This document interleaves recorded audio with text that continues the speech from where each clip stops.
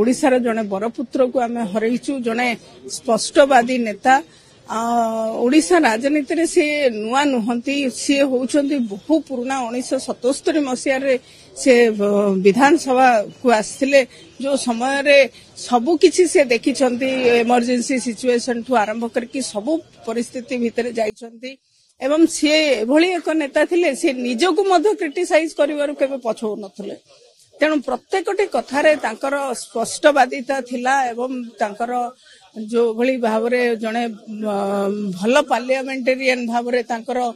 दक्षता रहिथिला पूरा पूरी विधानसभा रे तांकर दक्षता रहिथिला